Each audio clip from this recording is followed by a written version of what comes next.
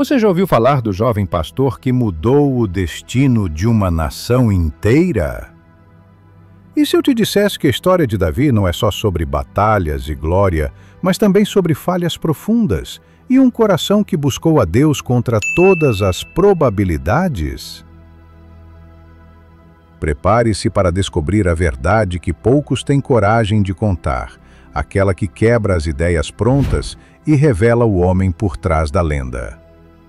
Muitos acreditam que ser o escolhido significa uma vida sem tropeços, mas a realidade de Davi é bem diferente. Ele enfrentou gigantes reais e internos, foi perseguido por quem deveria apoiá-lo e cometeu erros que quase destruíram tudo. Ainda assim, algo nele conquistou o coração de Deus, e essa conexão é o que transformou sua trajetória. Quer saber como? Então fique comigo, porque o que você vai ouvir pode mudar sua forma de ver liderança, fé e superação. Prepare-se para uma jornada de descobertas, onde vamos desmistificar o rei Davi e revelar as lições escondidas nas entrelinhas da Bíblia. Afinal, o que poucos contam é que por trás da coroa existe um homem comum, e é justamente isso que torna sua história tão poderosa. Curioso? Então, bora começar. Quem diria que o futuro rei de Israel seria um simples pastor de ovelhas, esquecido até pelo próprio pai? Davi nem sequer foi chamado quando o profeta Samuel chegou para ungir o novo rei. Estava lá no campo, cuidando das ovelhas, sujo, cansado, invisível aos olhos humanos. Mas Deus enxergava algo que ninguém mais via: um coração totalmente disponível. É como se ele dissesse: eu não escolho como os homens escolhem. Enquanto todos os irmãos de Davi desfilavam como candidatos ideais, Samuel ficou confuso, mas Deus foi direto: não olhe para a aparência. E então, quando Davi finalmente apareceu, ainda ofegante do trabalho no campo, veio a ordem: é este.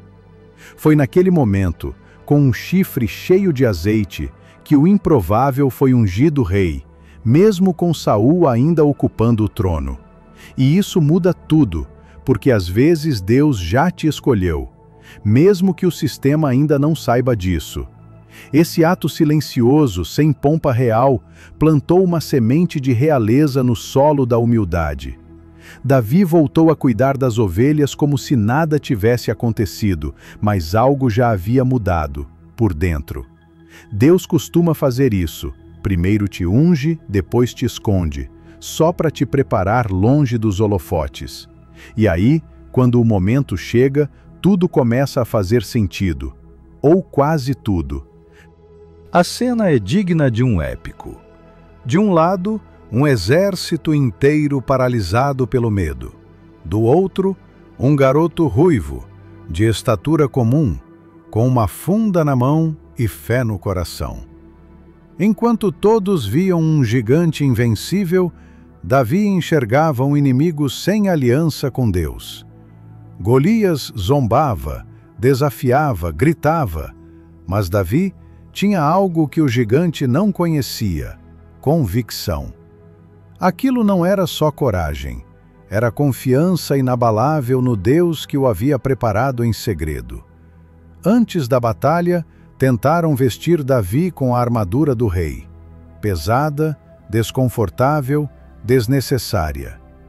Ele tirou tudo e foi com o que já sabia usar: sua funda, 5 pedras e a lembrança de que já havia derrotado um leão e um urso.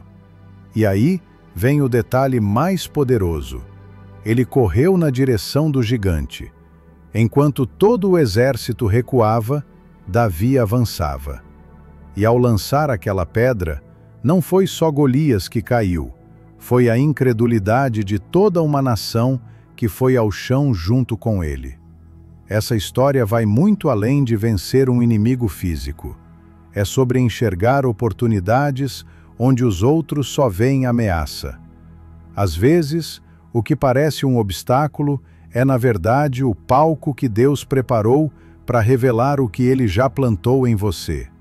Mas isso é só o começo, porque quando a vitória vem, nem sempre todos a celebram. Depois da vitória contra Golias, Davi se tornou o nome mais comentado em Israel. O povo cantava: Saul matou milhares, mas Davi dezenas de milhares. E foi aí que o coração do rei começou a se corromper. A inveja é assim. Ela não suporta ver alguém crescendo onde você achava que reinava sozinho. Saul, mesmo sendo rei, se sentiu ameaçado por um jovem que nem trono tinha. E a partir dali, começou a caçada. Davi era agora um herói nacional, mas teve que aprender a viver como um fugitivo. Saul, consumido pela insegurança, tentou matá-lo diversas vezes. E mesmo assim, Davi se recusava a levantar a mão contra o rei. É curioso, quanto mais Davi agia com honra, mais Saul afundava na sua própria loucura. Isso nos mostra que nem sempre quem te persegue é seu inimigo. Às vezes, é só alguém que não suportou te ver crescendo. Durante esse período, Davi aprendeu mais sobre Deus do que em qualquer outro momento. Ele descobriu que ser ungido não é o mesmo que estar entronizado.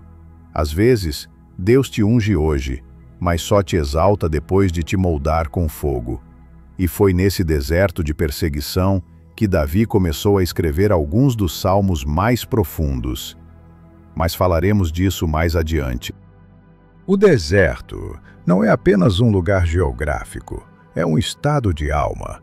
Davi, já ungido e vitorioso, se viu isolado em cavernas, fugindo como criminoso. Mas foi ali, longe dos aplausos e do conforto do palácio, que ele aprendeu a depender totalmente de Deus. Enquanto o rei Saul tinha um trono, Davi tinha promessas. E quando tudo o que você tem são promessas, ou você enlouquece, ou se transforma em alguém mais profundo. Davi formou um grupo de homens desgastados, endividados e marginalizados. Com eles, aprendeu a liderar sem coroa, a ser rei sem reino. Ele dividia o pão, dividia os medos, dividia os sonhos. Aquilo era a universidade do deserto, onde o currículo era sobrevivência, fé e caráter. É nesses cenários que Deus forja líderes verdadeiros, porque se você não souber ser fiel no anonimato, não vai durar no topo. E quando a esperança parecia escassa, Davi compunha salmos, palavras cheias de angústia, mas também de confiança, como o Salmo 142, escrito numa caverna. Olha para a minha direita e vê, ninguém me reconhece. Foi ali, num lugar onde ninguém o via, que ele descobriu que Deus nunca perde ninguém de vista. Mas as provas estavam longe de acabar. A notícia chegou como um raio cortando o céu. Saul estava morto. O rei que tanto perseguira Davi havia caído em batalha, tragado pela própria desobediência e orgulho. Mas, ao contrário do que se esperava, Davi não comemorou. Ele chorou. Rasgou suas vestes, escreveu um lamento e ordenou que todo o povo o fizesse também. Isso diz muito sobre seu coração. Ele não era movido por vingança, mas por honra. Até quem o odiava merecia dignidade na morte. Mesmo com o caminho livre, Davi não tomou o trono de imediato. Ele consultou ao Senhor. Essa é uma das marcas dele. Não dava passos sem direção divina. Foi ungido rei de Judá e só 7 anos depois, de todo Israel. Esse processo nos ensina que a promessa pode até ser certa, mas o tempo certo também importa. Davi não queria o trono pela força, ele queria ser colocado por Deus, e isso muda tudo. Com o tempo, Davi se tornou o rei mais amado de Israel, e mesmo sem os recursos e estruturas dos reis pagãos ao redor, sua liderança era diferente, baseada na fé, na justiça e na sensibilidade à voz de Deus. Mas como todo ser humano, ele também teria seus momentos de sombra. E é aí que a história toma um rumo inesperado. Foi num tempo em que os reis costumavam ir à guerra, mas Davi ficou em casa. E foi justamente nesse momento de descanso indevido que o erro aconteceu. Ao ver Batseba se banhando, ele a desejou e mandou buscá-la. Aquele que havia vencido gigantes agora caía diante de um impulso. O problema não foi só o adultério, mas tudo o que ele fez para esconder o erro: engano, manipulação e, por fim, assassinato. Uria, o marido da mulher, foi morto num plano maquiavélico. Davi pensou que ninguém perceberia, mas Deus viu. E enviou o profeta Natã com uma história que expôs tudo. Davi, ao ser confrontado, não tentou se justificar. Ele quebrou o orgulho e confessou: pequei contra o Senhor. Foi aí que nasceu o Salmo 51, um dos textos mais comoventes da Bíblia, onde ele clama: cria em mim um coração puro, ó Deus.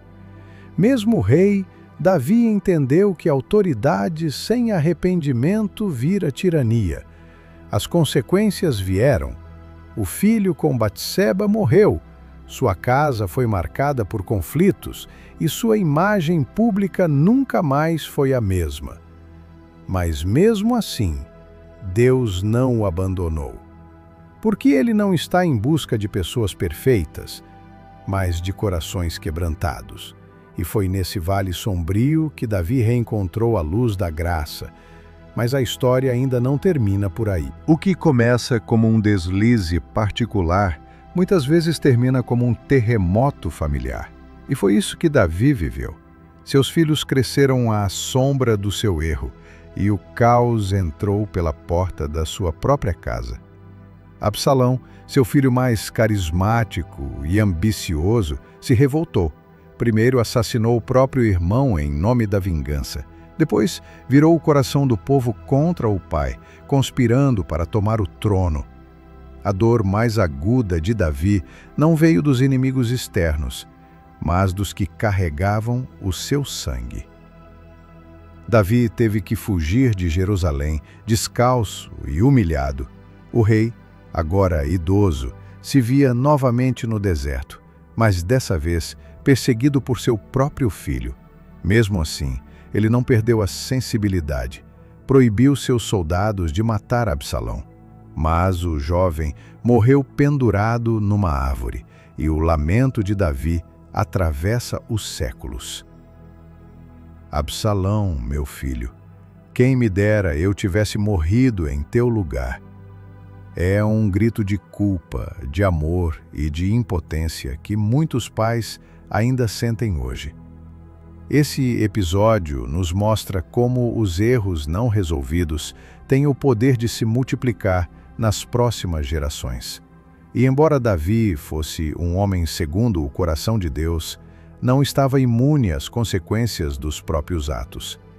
Ainda assim, mesmo no meio da ruína familiar, ele continuava escrevendo salmos, buscando o rosto de Deus, porque algo dentro dele ainda sabia que a história não havia terminado. Davi não foi perfeito, longe disso, mas o seu coração era profundamente alinhado com os céus. Mesmo com falhas graves, ele deixou um legado que ecoa até hoje. Foi chamado de homem segundo o coração de Deus, não porque não errava, mas porque se arrependia de verdade. Seus salmos se tornaram bússolas espirituais para milhões e sua vida mostrou que Deus valoriza muito mais a transformação do que a reputação. No fim, não é sobre como você começa, é sobre como você termina. O mais impressionante, porém, não foi seu trono terreno, foi a promessa eterna feita por Deus, de que através de sua descendência viria o Messias. Jesus, o Filho de Deus, seria conhecido como Filho de Davi. Isso mostra que, mesmo com todos os erros e escândalos, Davi ainda foi escolhido como ponte para o Salvador do mundo. Isso não é um passe livre para pecar, é uma revelação poderosa da graça divina que redime histórias quebradas. Davi morreu, mas sua influência permaneceu. Seu nome foi inscrito nas genealogias, nos cânticos e nas profecias.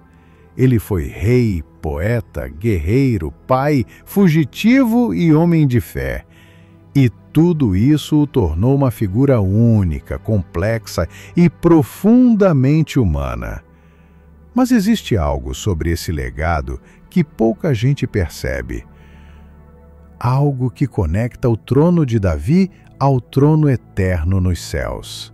Agora que você conhece a verdadeira história de Davi, fica a pergunta: o que você está disposto a aprender com esse homem que venceu os gigantes, enfrentou suas próprias falhas e, mesmo assim, conquistou o coração de Deus? Será que você está pronto para aplicar essas lições na sua vida e transformar seus desafios em vitórias reais? Pense nisso. Quantas vezes você já deixou de agir por medo, inveja ou insegurança, justamente o que Davi superou? E mais, o que você tem feito para buscar um coração alinhado com a verdade, assim como ele fez através dos salmos e do arrependimento sincero? A vida não espera e o momento de mudar é agora. Se Davi, com todas as suas imperfeições, conseguiu um legado eterno, por que você não poderia dar os primeiros passos para mudar a sua história hoje? Reflita sobre isso e me conte nos comentários. Qual gigante você está pronto para enfrentar? Se você quer continuar essa jornada de aprendizado e descobrir outras verdades profundas da Bíblia, não se esqueça de se inscrever no canal @okidsabiblia e ativar as notificações. Aqui, juntos, vamos desvendar mais mistérios e fortalecer a sua fé. Vamos em frente?